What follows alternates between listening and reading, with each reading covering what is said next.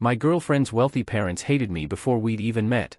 On my way to their mansion for the first time, I stopped to fix an old woman's vintage Rolls-Royce on the side of the road. I arrived an hour late, covered in grease, ready for them to throw me out. And then the woman I had just helped pulled up behind me. Before we get into it, I have a question. What's the most stressful meet the parents moment you've ever had or heard of? Let me know in the comments and be sure to subscribe for more stories every day. Okay, let's head out to that lonely country road. The phone call with my girlfriend Olivia was supposed to be a final, reassuring pep talk. Instead, it was a masterclass in anxiety. I was standing in my small apartment, already sweating in my best and only suit, and her voice on the other end was a tight, frantic whisper. "Okay, Ethan, just remember the plan," she said. "When my father asks what you do not say you own a garage. You say you are in specialized automotive management, and if my mother asks about your hands, you tell her you've been doing some recreational woodworking. Whatever you do not mention the words engine oil or transmission fluid." "Olivia, honey," I said, trying to make a joke of it. "I am a mechanic. It's what I do. It's who I am. I built my business from the ground up. I'm proud of it." "I know you are," she whispered, and I could hear the genuine pain in her voice. "And I'm proud of you. But they're different. They come from a different world. They won't understand. Just for me, Ethan, just for tonight. Can you please just play the part?" I sighed. I would do anything for Olivia, and that included pretending to be a man I was not.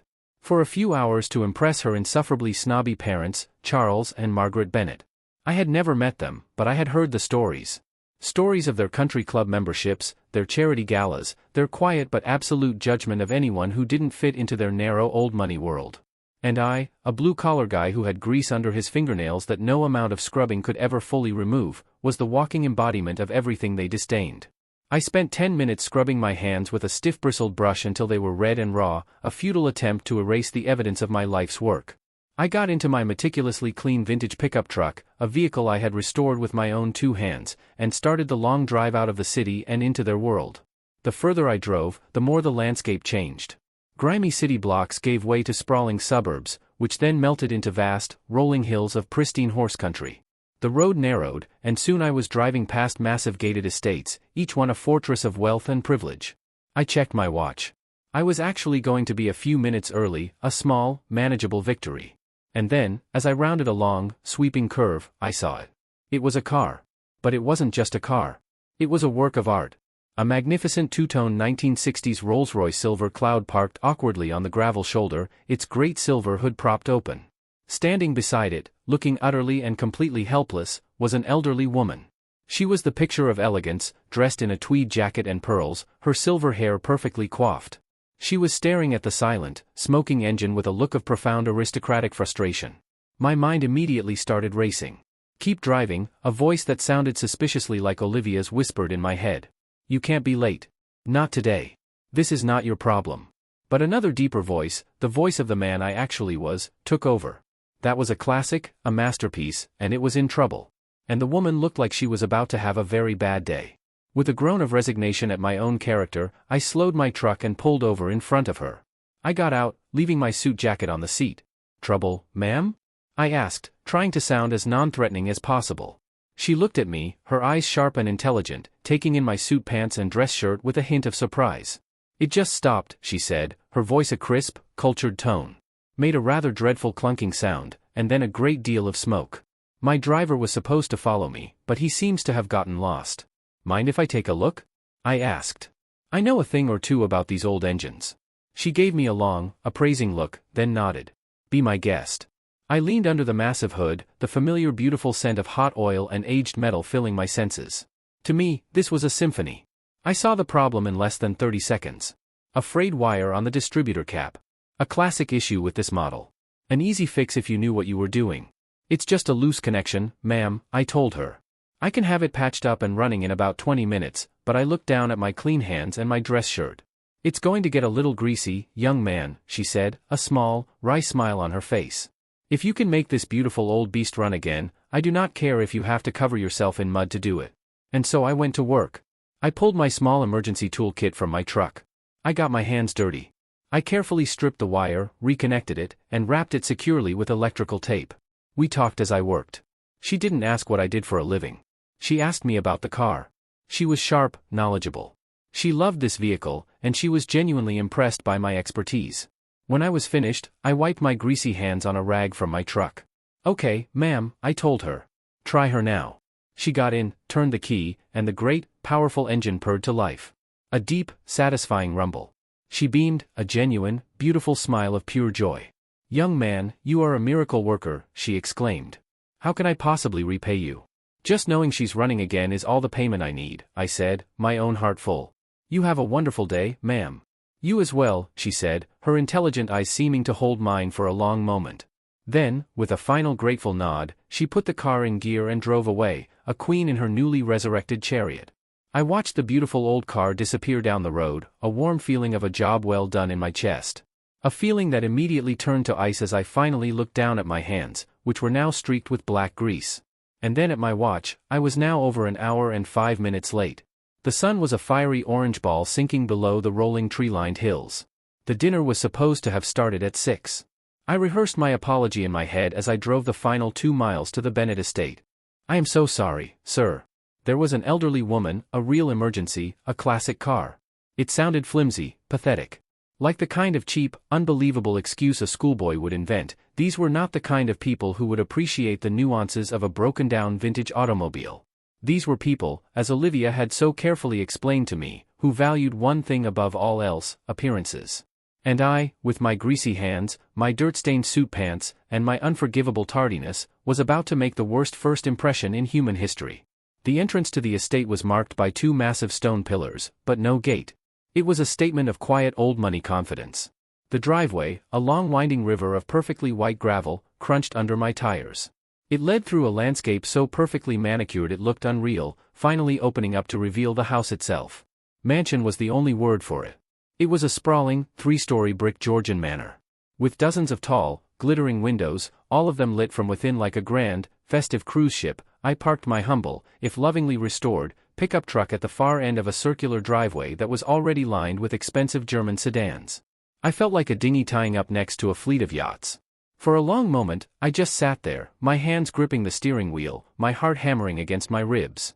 I tried to clean the grease from under my fingernails with a useless paper napkin from the glove box, a futile gesture that only seemed to smear the blackness.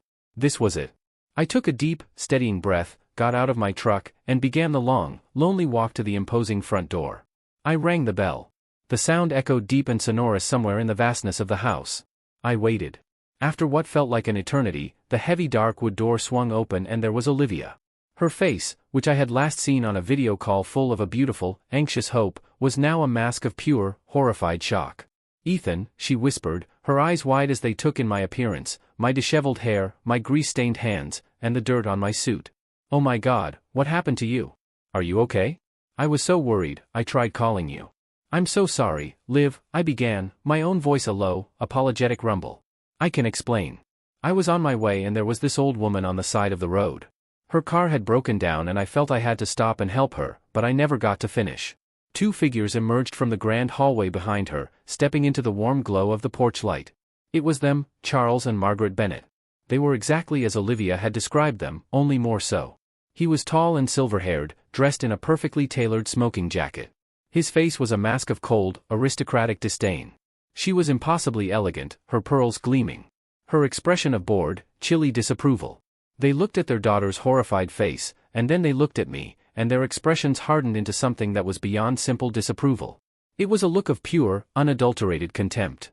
"So," Charles Bennett said, his voice a low, cutting drawl that was as sharp and as cold as a shard of glass.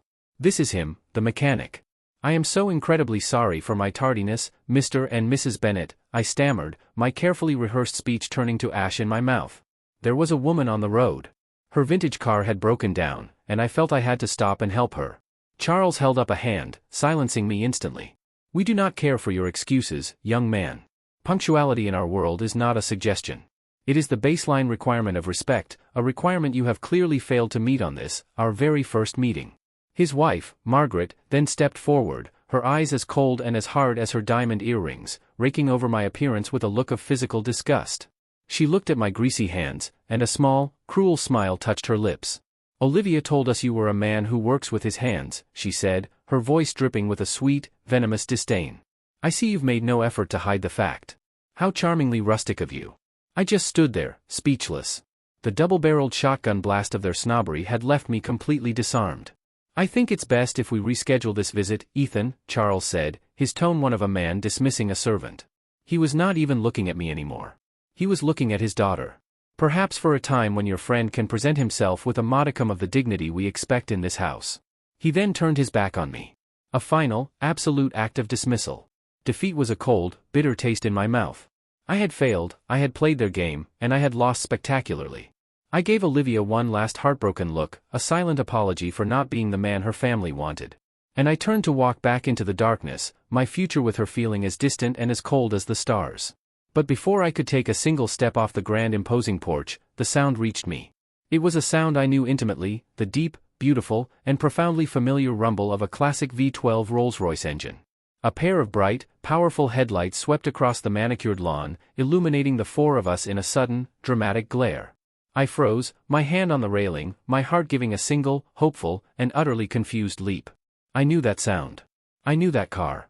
The magnificent two-tone silver cloud glided to a whisper-quiet stop behind my humble pickup truck. For a moment, no one on the porch moved. Charles and Margaret Bennett stared, their faces a mixture of bewilderment and annoyance at this unexpected interruption of their triumph. Olivia just watched, her earlier despair now tinged with a deep, questioning curiosity. The driver's side door of the Rolls-Royce opened with a soft, satisfying click. A chauffeur, impeccably dressed in a dark suit and cap, stepped out and moved with a practiced formal grace to open the rear passenger door. A hand emerged first, an elegant, pale hand adorned with a single massive sapphire ring that seemed to drink the light from the porch. Then slowly, regally, the occupant of the car stepped out. It was her. It was the woman from the side of the road. My mother-in-law-to-be was the first to speak. Her voice, a high-pitched squeak of utter astonishment that completely shattered her cold, controlled facade. "Mother, what? What are you doing here? And in that old thing, I told you the driver would pick you up in the town car." The woman, Victoria Bennett, Olivia's grandmother and the undeniable, universally feared matriarch of the entire Bennett clan, completely and totally ignored her daughter. Her sharp, intelligent eyes, the same pale blue eyes that had watched me with such curiosity as I worked, scanned the scene before her. They took in the rigid, angry posture of her son-in-law, the flustered, guilty expression of her daughter, Olivia's tear-streaked confusion, and finally my own disheveled, grease-stained form. She began to walk towards the porch. Her steps surprisingly brisk and full of a purpose that seemed to make the very air around her crackle. Charles and Margaret, who just moments ago had been the imperious lords of this manor, now looked like two petulant, scolded children. Victoria Bennett stopped at the bottom of the steps, directly in front of me. Her gaze was direct, unwavering, and held a hint of something I couldn't quite decipher. She looked me up and down, her eyes lingering for a moment on my grease-stained hands, the dirt on my knee, the slightly rumpled state of my suit. A lesser man would have wilted under such intense scrutiny, but her gaze didn't feel judgmental. It felt analytical, like a master craftsman examining a piece of unfamiliar but well-made furniture. Then a slow, knowing smile spread across her face. A smile that held a universe of amusement and a great deal of something else I was just beginning to understand. "Respect, Charles," she said, her voice strong and clear, cutting through the stunned silence like a well-struck bell. "Margaret." Her tone brooked no argument. It was a quiet command. "This young man," she gestured towards me with her glittering hand, "who you seem to be in the process of throwing off your property, just spent the better part of an hour lying on the cold, damp shoulder of a country road to fix my car after your perpetually reliable driver apparently took a wrong turn to another continent."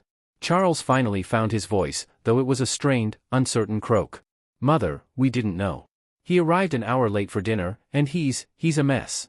Victoria Bennett cut him off with a dismissive wave of her hand. "A mess," she said, her eyebrows arching with a dangerous, ironic amusement. "This is not a mess, Charles.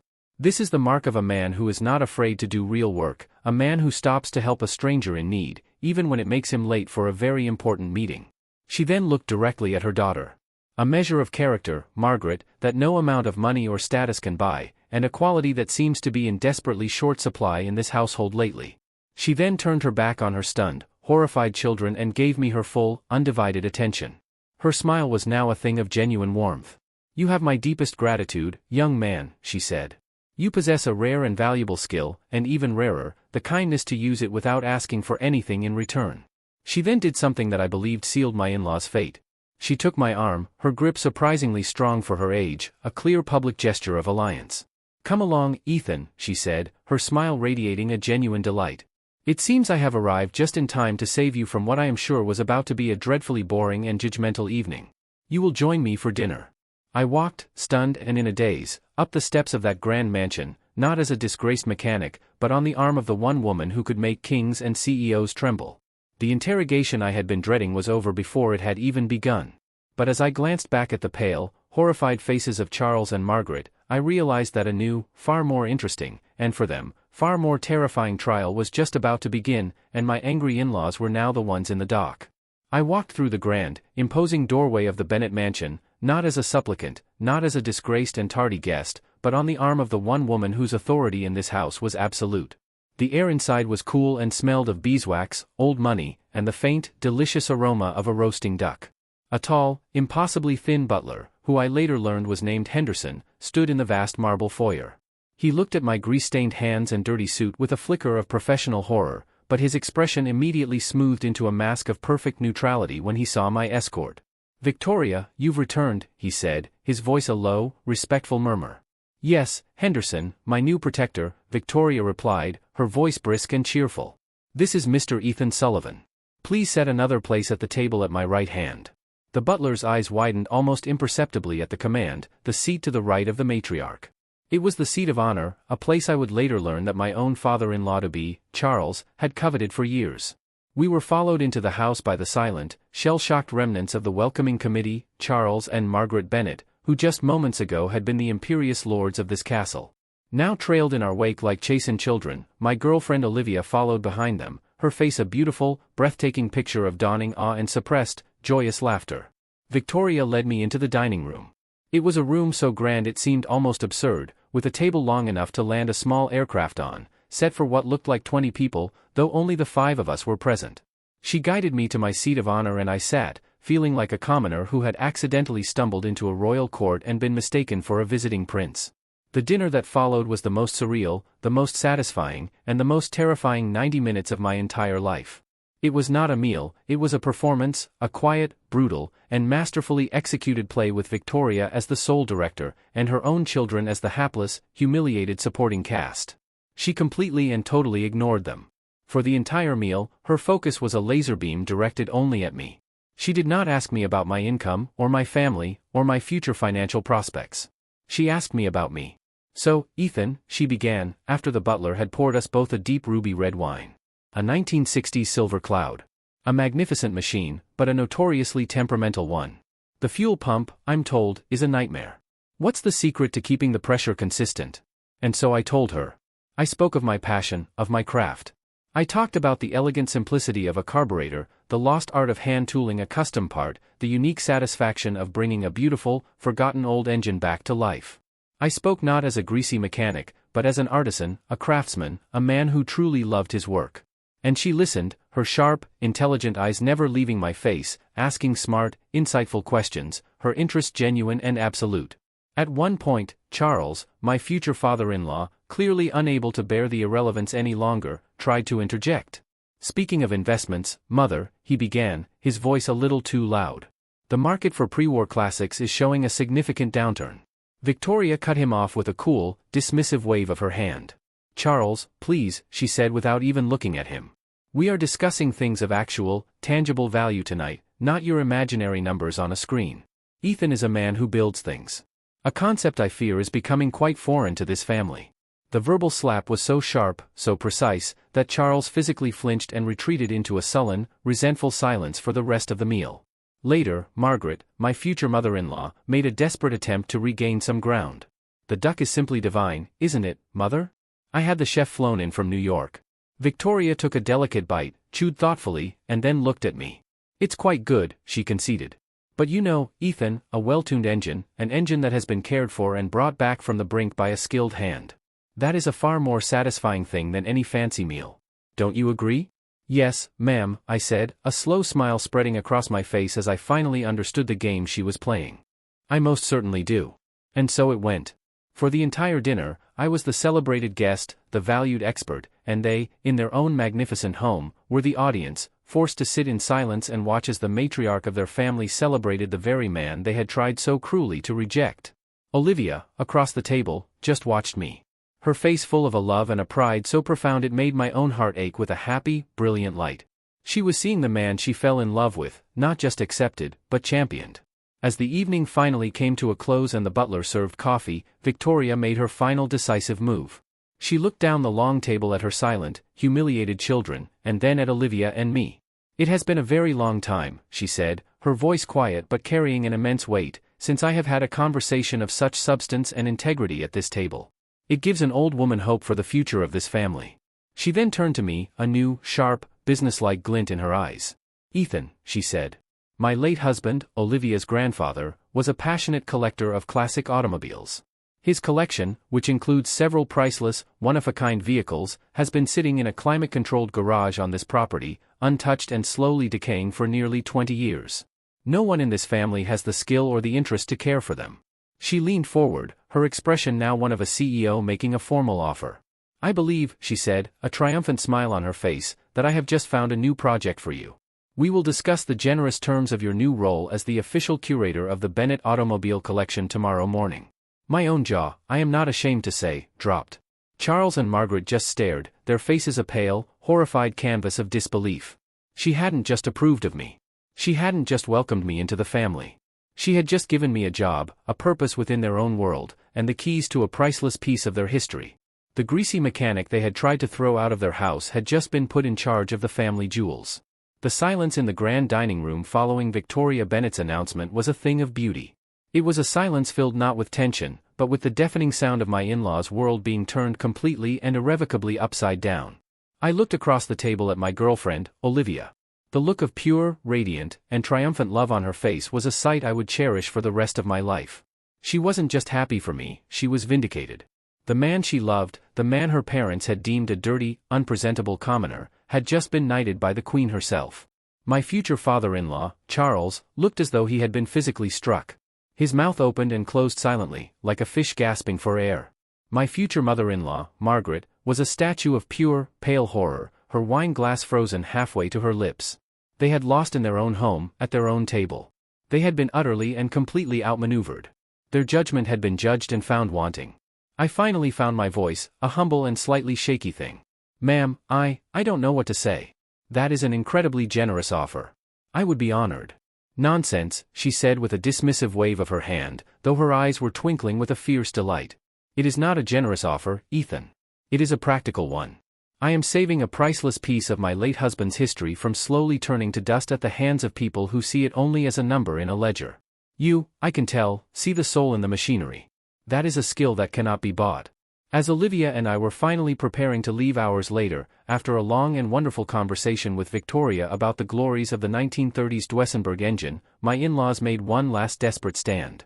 They cornered Victoria in the grand foyer. "Mother, you cannot be serious," Margaret hissed, her voice a low, furious whisper. "You are not actually planning to give this grease monkey access to Father's collection. It's a priceless piece of our family's heritage." Victoria turned, and the warm grandmotherly woman I had been speaking to all evening vanished, replaced by a figure of such cold aristocratic authority that even I took an involuntary step back. "Margaret," she said, her voice like ice. "Let me be perfectly crystal clear. This family's heritage is not in its cars or its houses or its stock portfolios. This family's heritage is supposed to be in its character, a quality this young man has displayed in abundance, and a quality you and your husband," she gave a withering glance at Charles, "have shown a shocking lack of tonight." She then turned to me. "Ethan has my complete and total confidence. He is a man of skill, decency, and kindness. He is a welcome and much-needed addition to this family. You will show him the respect he has earned. Do I make myself clear?" "Yes, Mother," Margaret whispered, her face pale, her eyes fixed on the floor. Victoria then smiled at me again. "Henderson will give you the keys to the West Garage in the morning, Ethan," she said. "Have fun." The months that followed were a quiet revolution. Our wedding was a beautiful, joyful affair. My in-laws were there, their smiles strained, but their behavior impeccably polite. They were terrified of Victoria, and it showed. The day after our honeymoon, I walked into the fabled West Garage for the first time with Olivia at my side. It was a car lover's heaven, a dusty, silent cathedral of automotive greatness.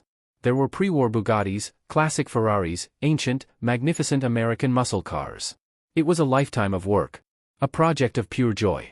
And it was now my responsibility, my purpose. I never had to pretend to be a man of automotive management again.